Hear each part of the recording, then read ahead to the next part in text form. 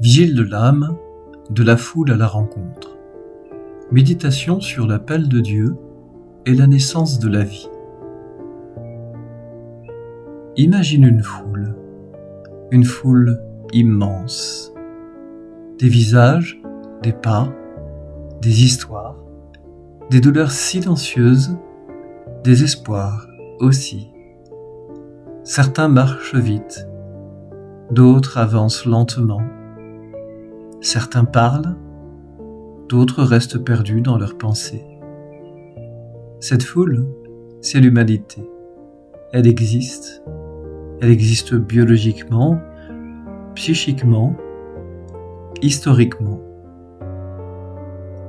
Elle respire, elle travaille, elle aime, elle souffre, elle traverse le temps.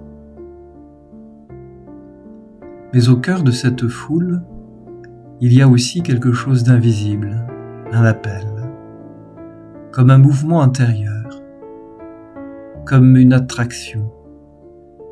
Quelque chose attire la foule. Quelque chose attire chaque personne.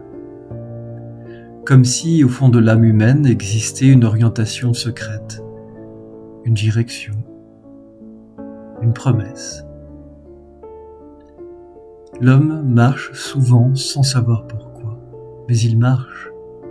Et ce mouvement mystérieux, la tradition biblique lui donne un nom, Dieu.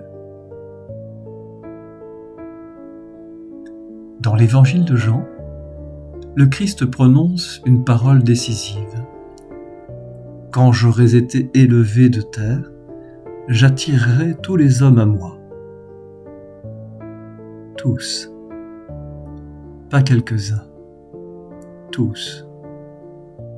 Il y a dans ces mots une force immense.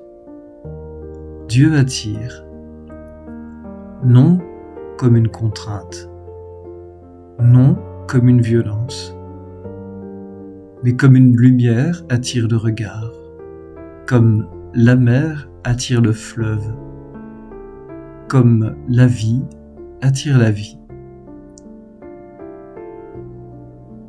L'homme peut ignorer cet appel, il peut s'en détourner, il peut même le combattre. Mais l'appel demeure. Il traverse l'histoire humaine. Il traverse les peuples. Il traverse les cultures. Et même il traverse les cœurs qui ne connaissent pas encore le nom de Dieu. Parce que l'homme ne porte pas en lui sa fin ultime. Il est créé pour plus grand que lui. Il est créé pour la communion. Dans les évangiles, Jésus marche souvent au milieu des foules. Les foules le suivent, elles l'écoutent, elles le regardent, mais la foule reste souvent anonyme. Comme si elle représentait quelque chose de plus vaste, l'humanité. Une humanité attirée, une humanité en attente, une humanité qui marche vers quelque chose qu'elle ne comprend pas encore totalement. Et pourtant, au cœur de cette foule, il se passe parfois quelque chose d'étonnant, un mouvement, un surgissement. Quelqu'un sort de la foule. Un aveugle crie, un publicain descend de son arbre, une femme touche le vêtement du Christ, une rencontre commence.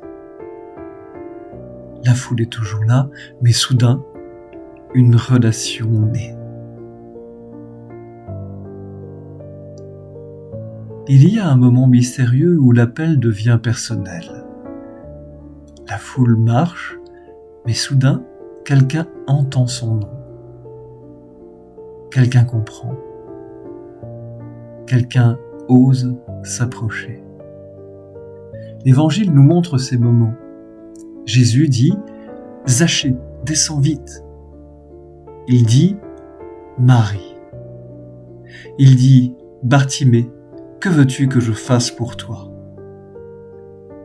À cet instant, quelque chose change. L'homme ne fait plus seulement partie de la foule, il devient quelqu'un devant Dieu. Il devient un visage. Un dialogue commence, une relation naît, et dans cette relation, la vie commence à se transformer.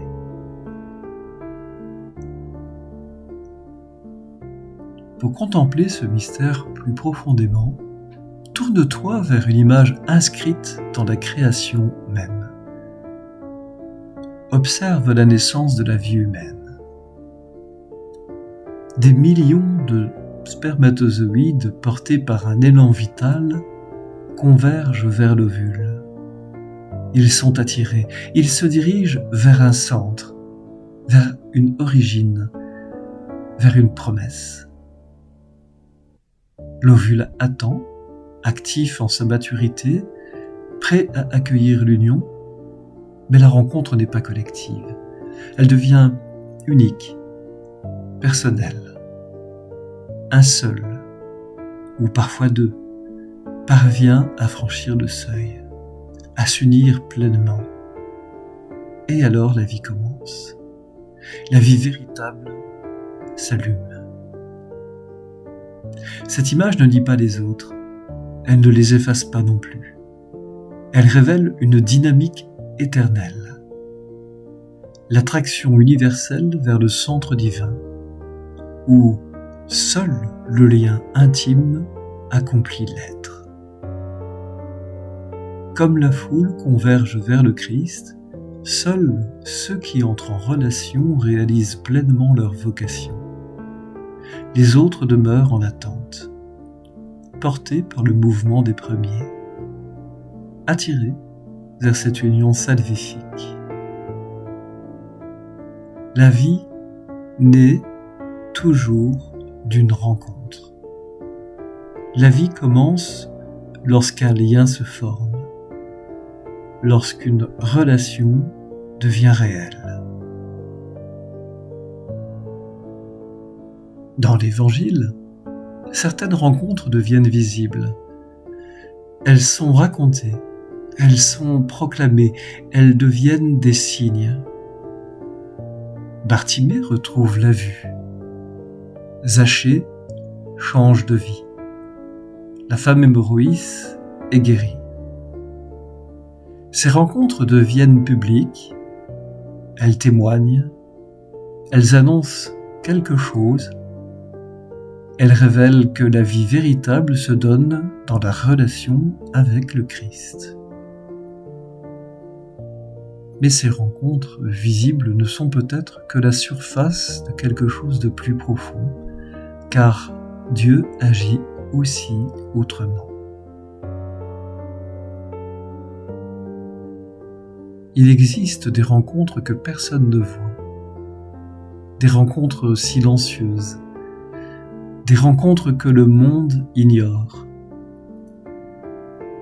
Dans la nuit d'une conscience, dans une prière solitaire, dans une souffrance offerte, dans un moment de vérité intérieure, là, parfois, une relation naît, sans témoin, sans discours, sans bruit.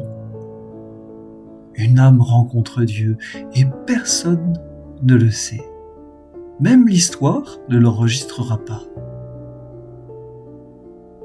Mais dans le secret du cœur humain, une naissance s'est produite.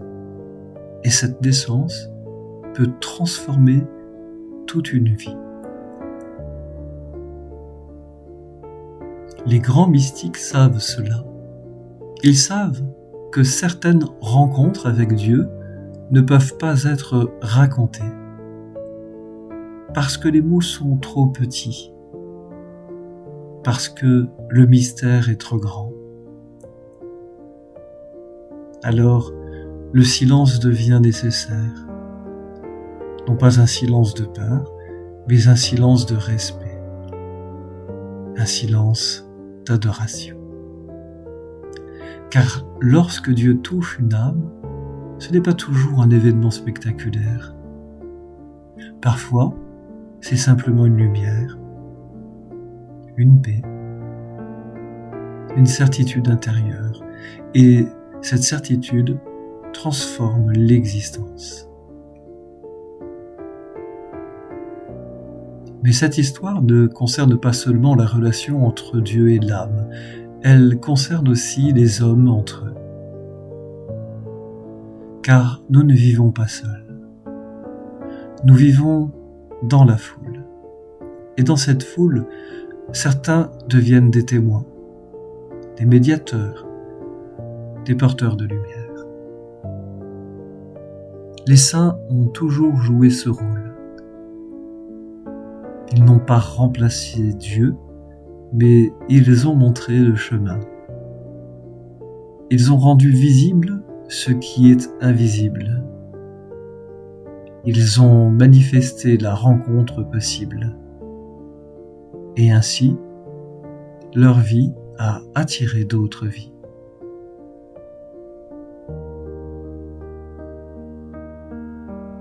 Mais la liberté humaine demeure.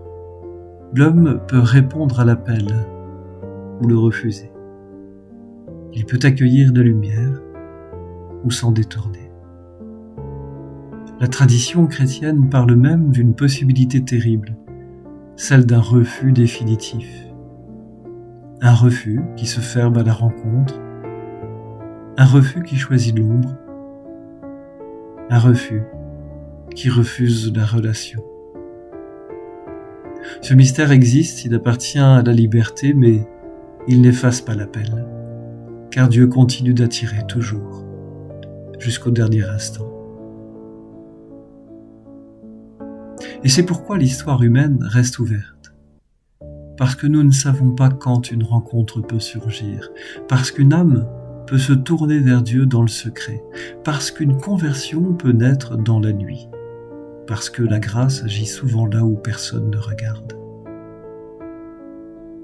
La foule marche, mais dans cette foule, des rencontres naissent, des vies changent, des cœurs s'ouvrent, et parfois, sans que le monde le sache, quelqu'un entre dans la lumière. Mais cette histoire ne s'arrête pas ici, car l'humanité marche vers un accomplissement, vers une révélation, vers un moment où la vérité de chaque vie apparaîtra. Alors, les rencontres secrètes seront révélées. Alors, les chemins invisibles seront manifestés. Alors, l'amour caché deviendra lumière. Et nous comprendrons que Dieu n'a jamais cessé d'attirer l'humanité vers lui, depuis le commencement jusqu'à la fin des temps. Ainsi, la vie humaine n'est pas seulement une existence biologique. Elle est une vocation, une naissance en devenir, une marche vers une relation. Et lorsque cette relation s'accomplit, la vie commence réellement. La vie éternelle commence déjà. Parce que rencontrer le Christ, c'est entrer dans la vie de Dieu. Et cette vie ne finit pas.